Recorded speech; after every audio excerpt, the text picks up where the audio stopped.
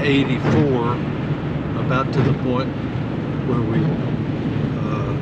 where we just passed the split where 86 goes to Pocatello and 84 goes to Ogden, Salt Lake City. We've been going along this storm system and the wind has been blowing about 40 miles an hour.